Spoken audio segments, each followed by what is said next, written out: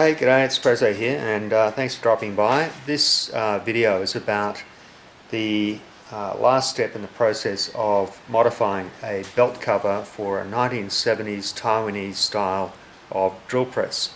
I bought this drill press second-hand, and I subsequently fitted the drill press with a variable frequency drive to give me that infinitely variable speed range.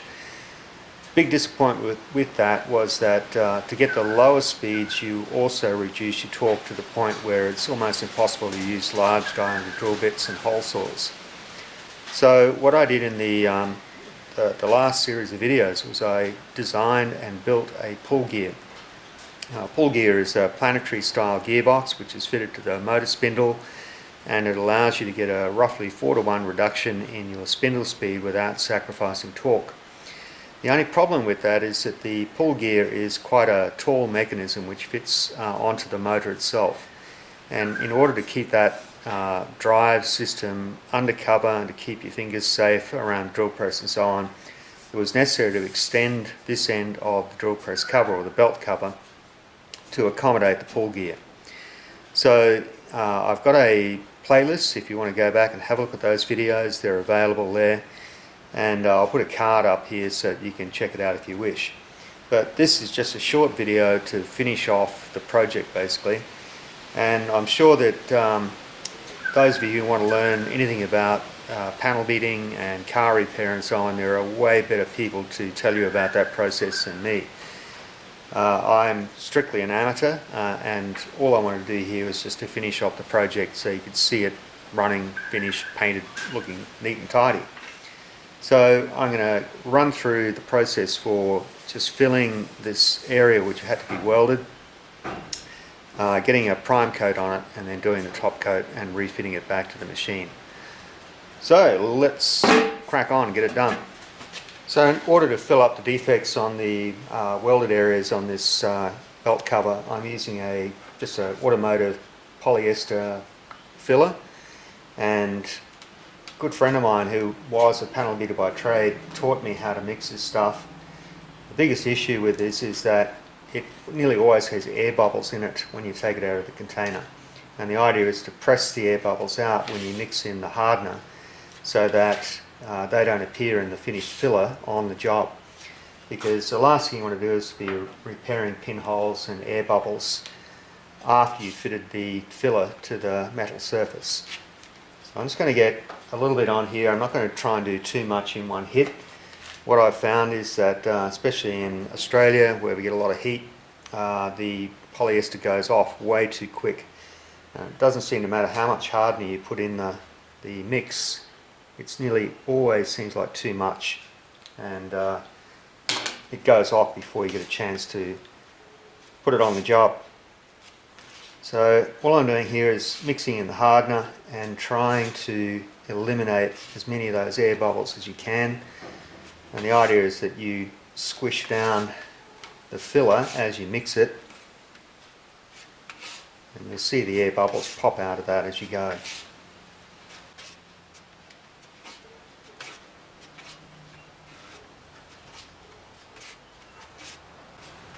So when you got that sort of uniform consistency, uniform colour, you've got to quickly get it on the job. And I made a squeegee for doing this, and it's got one corner which has been radiused off there, and it's sort of made of styrene material, so it's relatively flexible.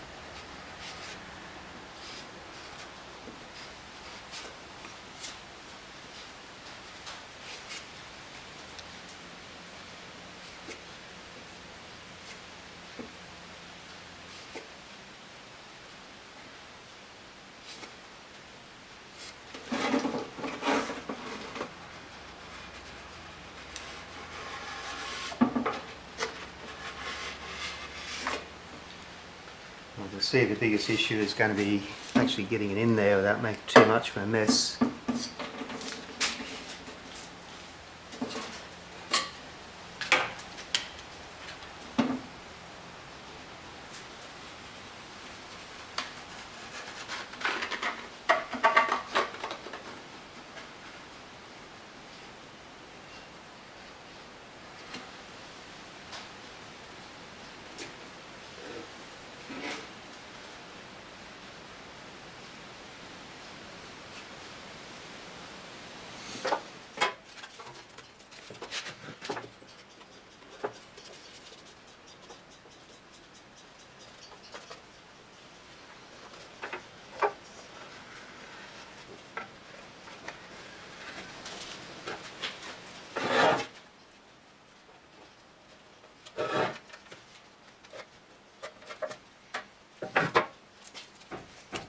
Okay, you'll notice I had the good sense to wear a pair of gloves this time.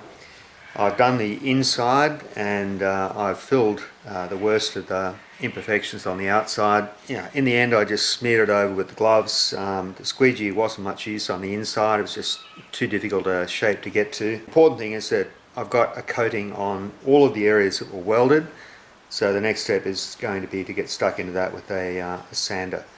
Okay, I've got that set, so let's hit this with some 40 grit with a random orbit sander. I've got my shop vac plugged in, there's just dust goes everywhere with this stuff. So let's get this all cleaned off.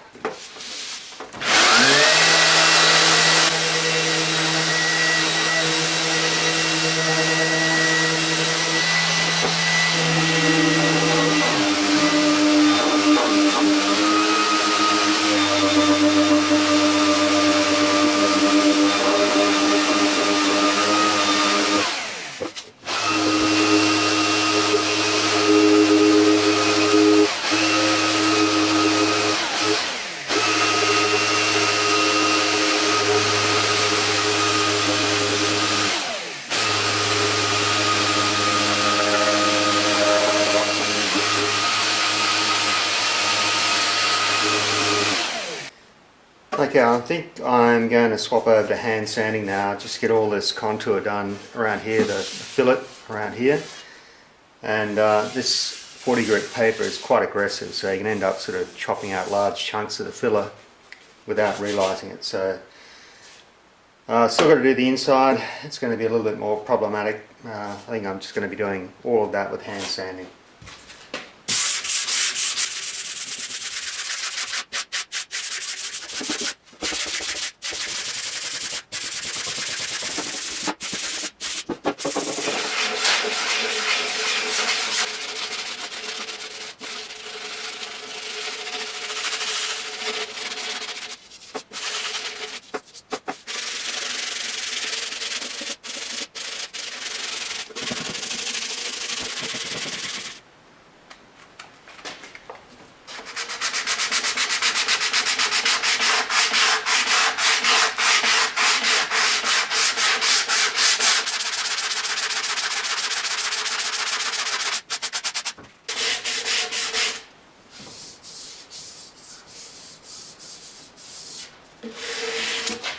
Well, as you can imagine, getting around the inside there is not easy.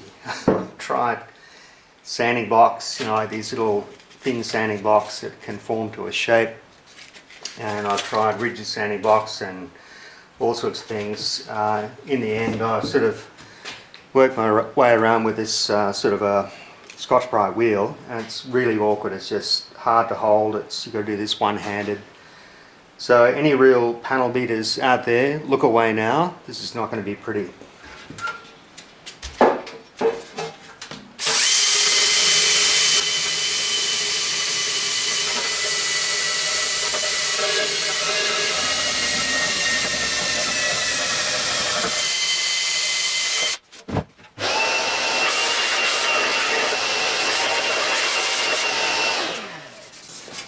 Well, that's not bad. I mean, I could probably do the rest of that by hand now. I've sort of got the worst of the lumps off, and I'm not going to go super mad on this inside. It's sort of just a matter of making it look neat and not having any daggy bits from the weld. protruding through the paint. So I can run my hand over that now and it actually feels quite smooth.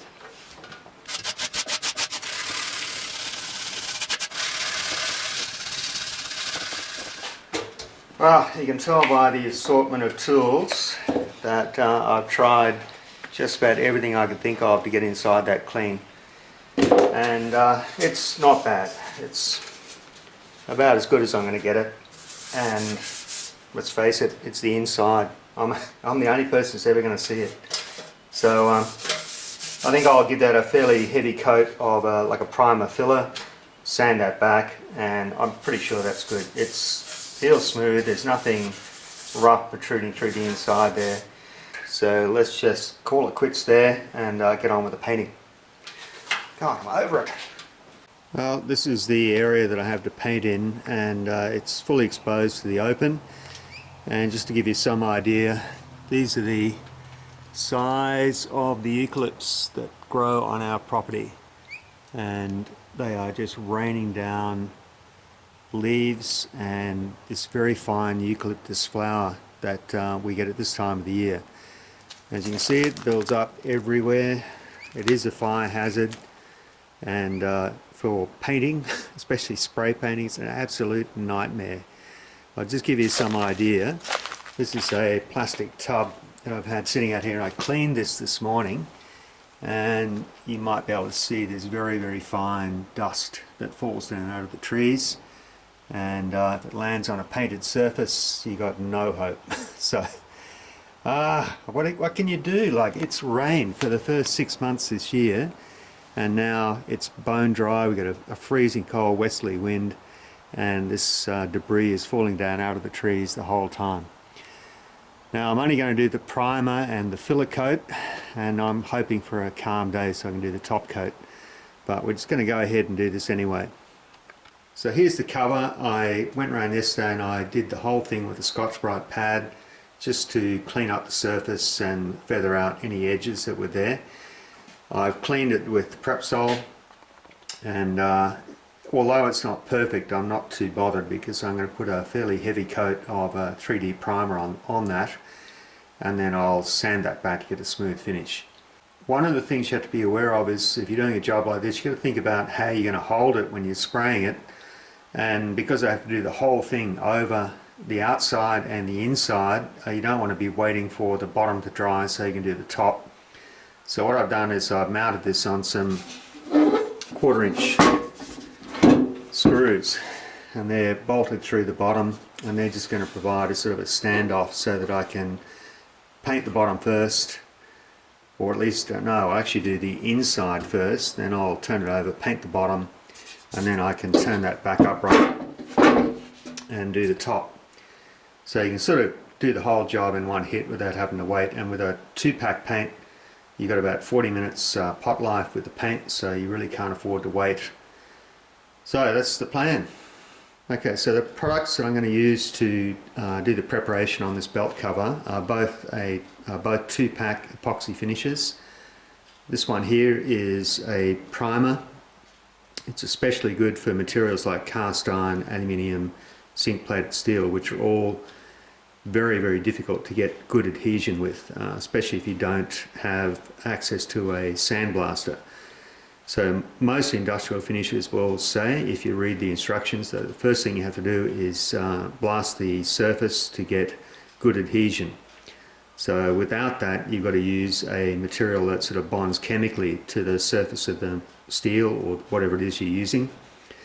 So this one here is called an FP400 epoxy primer, and this one is a surfacer. So this is like a high build 3D finish, so it'll allow you to put on several very, very heavy coats, and it sands back extremely well, but it also gives you good strength underneath the top coat. So this one here is called HS35. I'm going to thin these with just general purpose thinner. Everybody tells you can't do that, you've got to buy the special thinner to go with it, but I've found that just GP thinners works fine. By the way, both of these products are quite toxic. I would not want to be spraying these indoors without ventilation. Even outdoors, you've got to be very careful to stand upwind of the spray.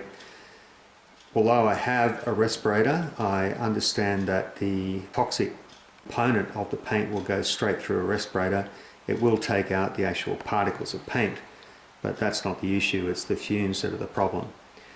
So, given that I don't spray every day, I'm willing to take the risk to get a good quality finish. Do know that people who work in the auto finishing trade will tell you this stuff is deadly, and they won't work without a pressurized suit or a forced air respirator type arrangement.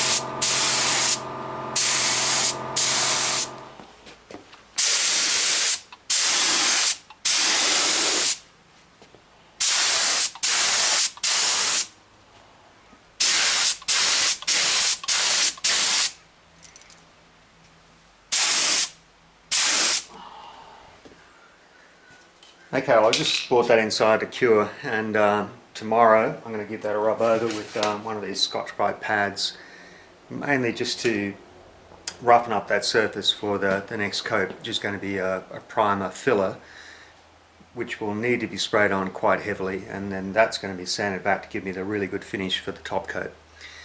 Now, while I'm here, I'm going to raise an issue that really gets my goat. I watch a lot of YouTube channels about fabrication and welding and manufacturing and so on. And the one thing that always amazes me is you see people out there who do the most amazing fabrication. I'm talking about, welding with heavy sections of steel, making high quality engineered products, and then right at the end they go and paint it with one of these things. And I've never understood that. This stuff says paint and prime, but you can take that with a grain of salt. Any of those spray can products are not going to give you a lasting top coat or any sort of coat basically on bare metal. If you go to talk to paint manufacturers, they always talk about paint systems, meaning that you need to have more than one paint because each paint protects the layer underneath it. So in the case of this product here, what I've done is I put on the primer, or basically an etch primer, and it protects the steel underneath. The next coat is going to protect the primer, and then finally the top coat is going to protect the filler. So look, if you're doing that and you know who you are, it's time to invest in a good high quality high pressure spray gun. Go and buy the best paint that you can afford and do your preparation on the job, and you'll find that it's going to last. Anyway, end of rant.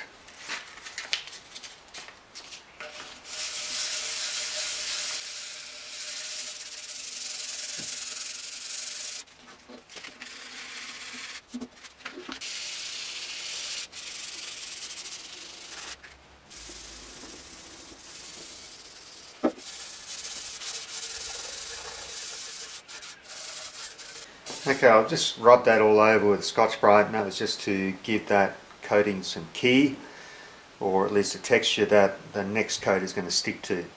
So we're going to go ahead now and give this about 3 coats of a filler, which is essentially a spray putty. So it's going to build up quite thick, and then we can cut that back really flat so we get a really good substrate for the top coat, and that's going to enhance the gloss of the top coat. So I'm going to get the dust off this now, and we'll go outside and give it 3 more coats.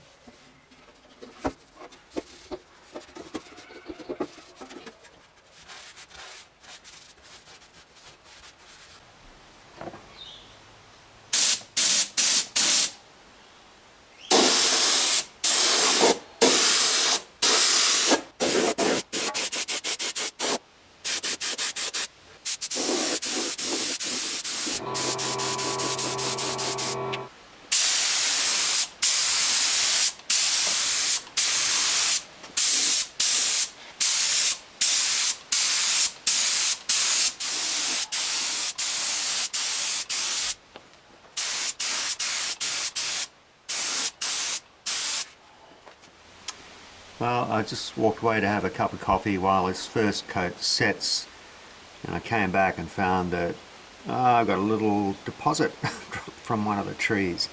This is a problem with painting outdoors. But for this fill coat, it doesn't really matter that much. I can just pick that off and keep going. Interestingly, the surface, which looked great after the primer coat, now shows quite a few defects.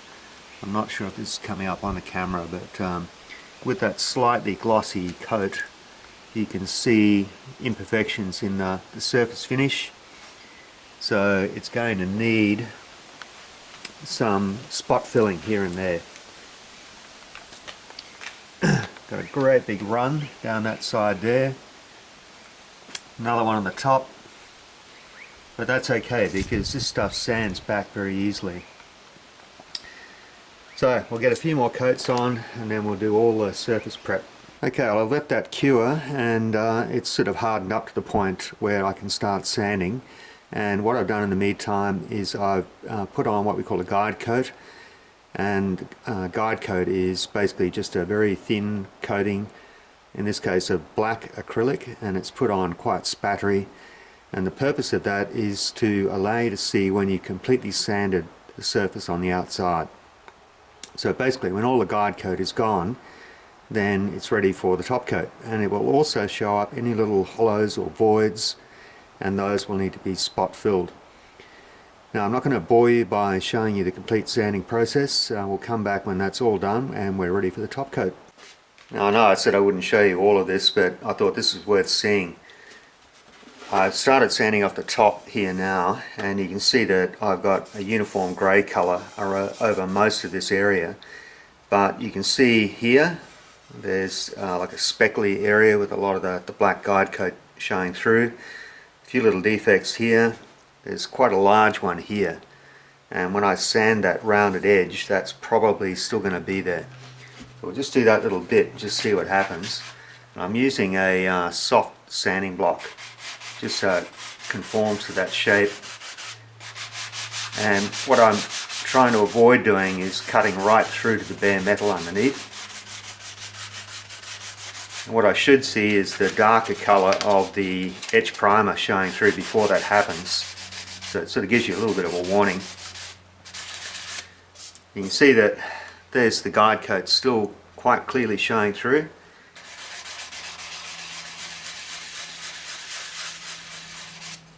Starting to disappear.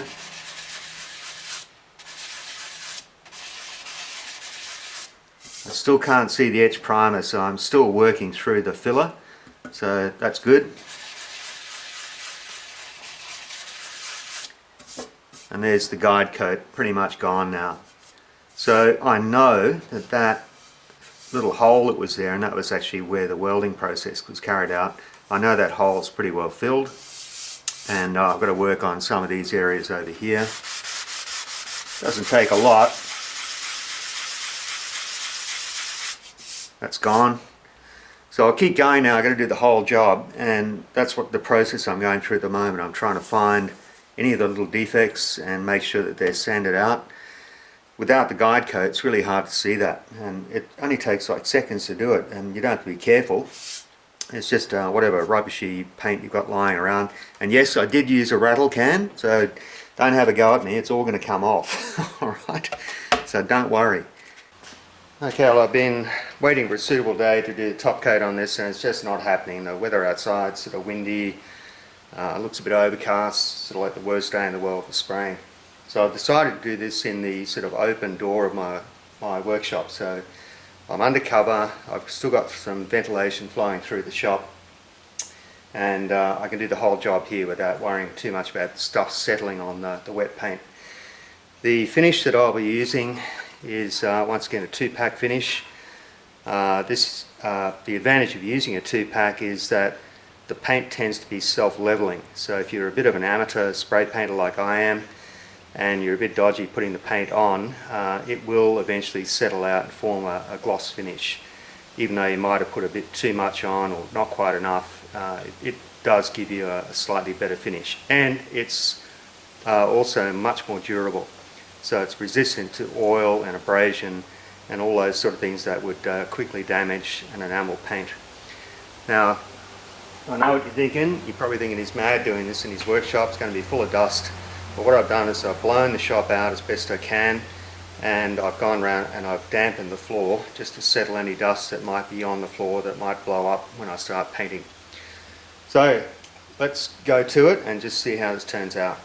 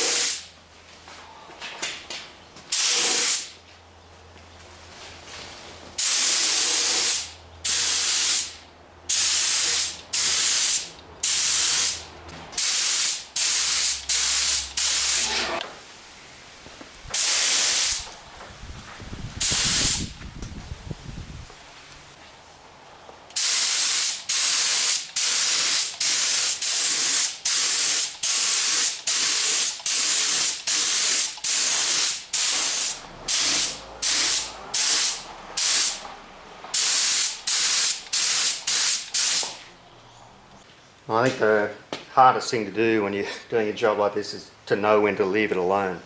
And I've checked that all over with a fairly powerful light, and I'm pretty sure I've got everything. It's looking nice and glossy. So I just got to walk away now and not play with it, let it set before I do anything with it. That's always the hard part.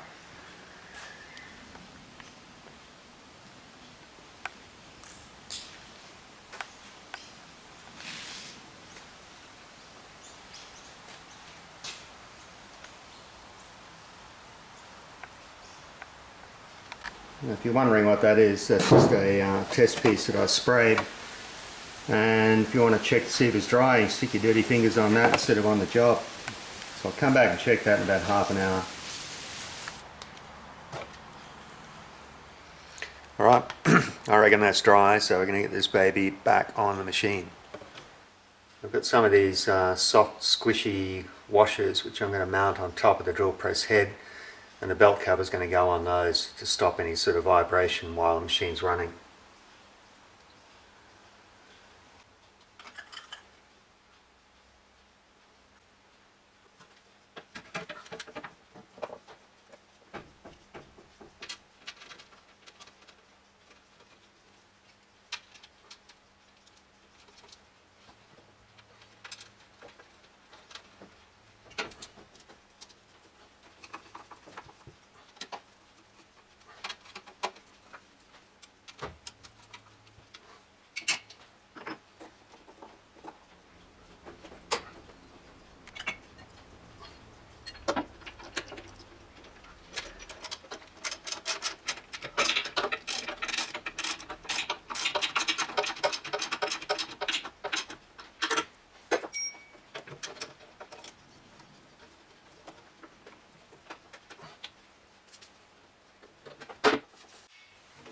Alright, there it is. Beautiful. Hey, that's just like a lady's box. Oh, there you go. Looks like I bought one, doesn't it? And I'm happy with the way this turned out. The paint finish turned out glossy and smooth, and it will be very, very durable, being a two-pack finish. And to be honest, the last thing I wanted to do is just hack a big hole at the back of the belt cover and have the pull gear exposed. So this has got that sort of original look that I was after. So thanks for being along. Oh, one more thing.